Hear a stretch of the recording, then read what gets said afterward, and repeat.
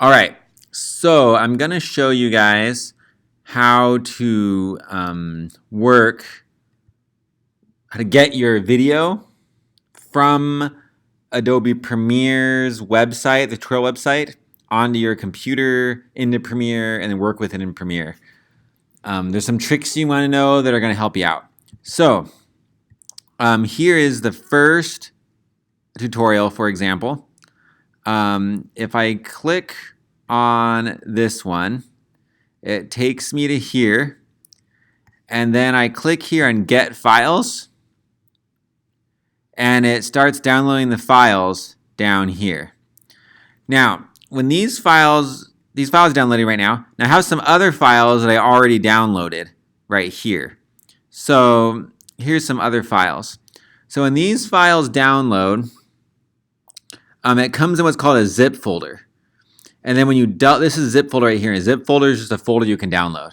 If I double click the zip folder, then it opens up and creates another folder, which is a folder I can actually do things with. Now, if I open that folder, this is what it looks like inside. Inside here, you'll see there's a bunch of these files right here. These are Premiere projects. So each of these files is an actual project of Premiere. If I open this, it'll open up Premiere. And I can do stuff within Premiere. This right here, media files, is all the media that goes with the Premiere project. So if I open one of these, it doesn't open Premiere, it just opens QuickTime Player, and I can play the video, right?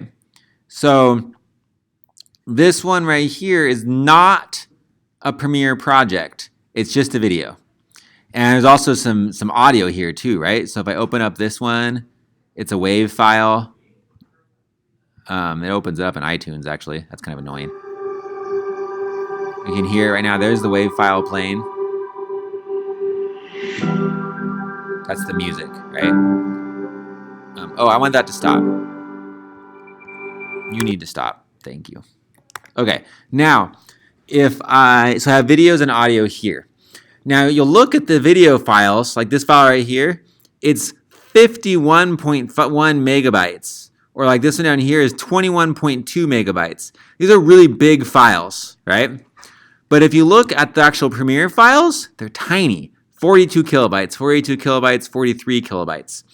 So the reason why these files are so small up here and these files are so big down here is because a Premiere project file, all it does is organize video.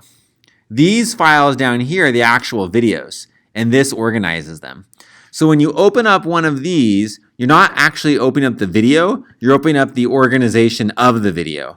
And this file right here, the video that it has in it, it looks in media files to find the video. So let's open this up, and it'll open up Premiere. If it asks you this, project was saved from a previous version of Adobe Premiere Pro and must be converted. The original project will not be modified. Continue. If it says that, just always push OK. Don't worry about that thing. And then it starts looking for the media. And it thinks for a little bit. And then it opens it up. And then once it opens it up, down here, you'll have all of your video down here, right? So these video files here are the video files that we were just looking at, see? And this thing organizes them in this way. And then down here, you'll see that it has the music that we were listening to. Now, sometimes Premiere loses track of where your files are. So let me show you an example of this. If I take these media files right here and move them to documents, right? Now, Premiere is going to look for these media files in the downloads folder, but they'll actually be in the documents folder. So when I click here, look, it's like, I don't know where all the files went. It lost them because it doesn't know where they are anymore. So when that happens, you have to reconnect them. So this clip is called archovertheroad.mp4. We got to find that. So we click here on locate. And then we know that I moved to documents, right? So I have documents. Now here's my media files folder.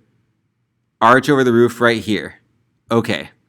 And if I click that, it connects and then it gets real smart and it figures out where all the other ones are and it connects all of them. Usually it'll connect all of them for you, no problem. Sometimes it only connects some of them and you have to go through and connect the rest. On very rare occasions, you have to connect every single one of them manually. That's really annoying, but that happens. Sometimes when you download things into your computer and do this, it's going to require you to connect them the first time you open it after download from Premiere's website. I don't know why it does that. It just does.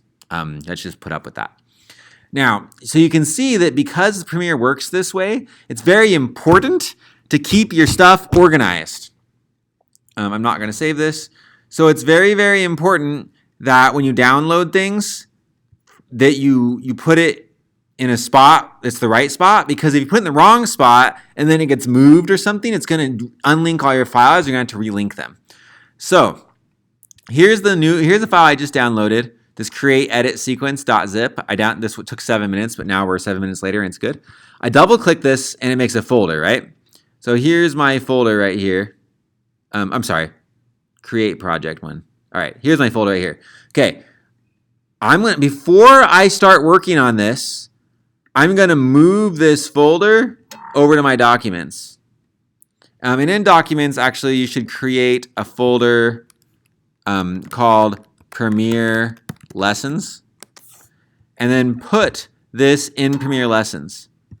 And that will help you keep track of it. In fact, I'd even recommend doing this, this is lesson 1A.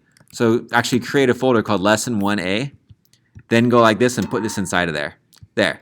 Now you have it organized in a good way. Now if I open this up in Premiere,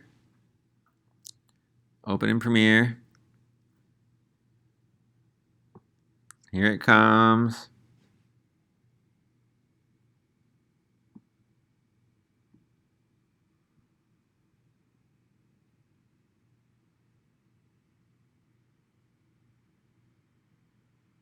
Okay, now because I moved it, which was good, right? Because I needed to move it so that we can find stuff.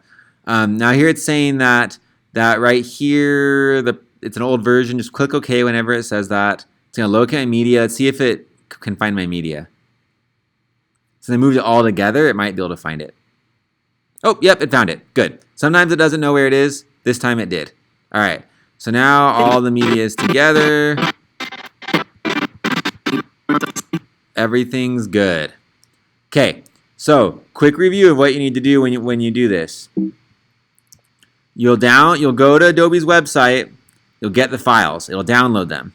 Then the files will be in the downloads folder in a zip. You double click the zip to turn it into an actual folder. You take that over to Documents. Then in Documents, you want to take the folder and put it inside Premiere Lessons, and then put it inside a folder for the lesson you're working on. And then once you do that, you'll be good to go. So that's how you're going to get all your files you need for each of your lessons. Now, when it comes to projects, it'll be different. But right now, we're just worried about lessons. When you start the first project, I'll do another video like this that'll show you what to do then. All right, that's all you need to know for today. Have fun editing.